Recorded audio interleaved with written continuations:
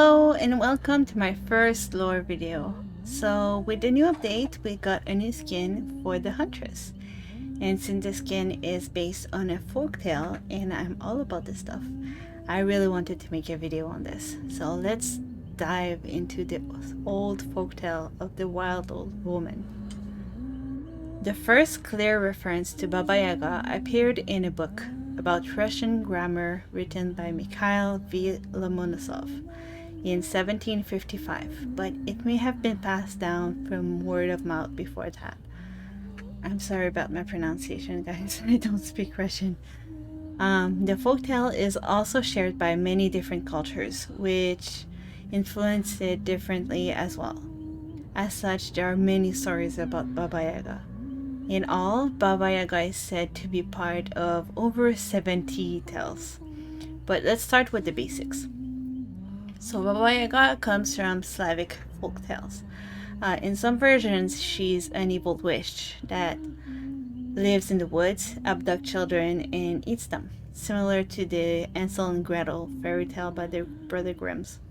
In some versions, she was a wood spirit and could be good, neutral, or evil. Often, she'd be dangerous if not shown proper respect, but would help people who were polite or sincere to her and her creatures. And the folktales often refer to a pure heart as well. Many scholars also made a link between Grandmother Witch, Baba Yaga, and Mother Nature, as she can help, but she can also be cruel. Like nature, she is also often seen as a trickster, and in many stories, she is the catalyst to change in the protagonist's lives. She is not kind or loving in any way, but by example, in the story of Vasilisa, she enslaves a girl who was sent to her home to fetch fire by a evil stepmother. She gives the girl 3 impossible tasks, and yet the girl is able to finish them thanks to a magic doll her mother gave her before she passed. Baba Yaga answers the girl's questions while they are together, but she warns the girl about not asking too much. Some answers might not be what she wants to hear. And one day, apparently enraged by some questions she was asked, the old woman eventually sends the girl home with the fire that she was sent to fetch. Thanks to that fire, given by Baba Yaga, Vasilisa is freed from her stepmother, who gets burned to ashes by the fire, and she can then move on and become an amazing seamstress and live ever after. Baba Yaga wasn't kind and loving, and she didn't just make everything good, but she initiated the change that Vasilisa needed to be able to move on with her life and make her life better by herself. In some version, it wasn't only one witch, but it was 3, often 3 sisters. And that version, I'd say, is the one that the Huntress cosmetic is based on, since the mask gave her 3 faces. But also, it could just represent the good, neutral, and evil side of Baba Yaga that, could be represented in the mask. That version of the 3 sisters is also represented in other video games, like in The Witcher 3 with the 3 witches of the bog. In many stories, she was evil, but her origins may have been a Slavic goddess, similar to Earth Mother or Yaga Baba, the goddess of death. Being a goddess, she could have had the power to appear as 3 different beings as well.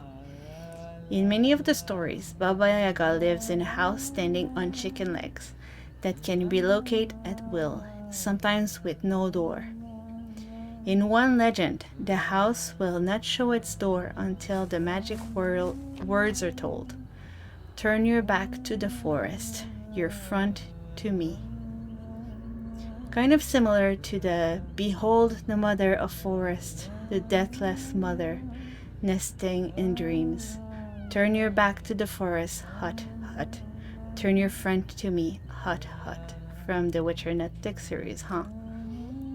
But coming back to DBD and the cosmetic, I really love this cosmetic for the Huntress.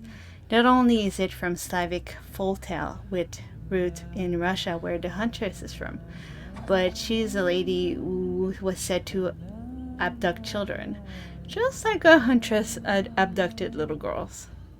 But also the story was told to children to scare them into not wandering too far from the house. What does that have to do with our huntress, you say? Well, the lullaby her huntress sings has a very similar theme, warning of straying from home at night to be eaten by a wolf. The imagery in this costume also matched very well with the etymology behind Baba Yaga. Baba usually means old woman or grandmother, depending on the language. Yaga, on the other hand, is an unknown, but Alexander Afanasyev thought it might be related to snakes, coming from Sanskrit. As such, the snakes on the outfit is such a nice small detail. But as she represents evil in many cultures, the name is also thought to be meaning evil woman, disease, rage, horror, chill, and such. I guess we'll never know. So just a small disclaimer before we end. Links to the sources that I use for this video are gonna be in the description down below if you'd like to read. Like and comment if you'd like to see more of these videos. If you do, I may have to do a little bit more and give a little bit more lore video attempts in the future. We will have to see. Thank you very much for watching this long video, and I will see you in the next time. Next time. And subscribe, see if you want to see more. Bye!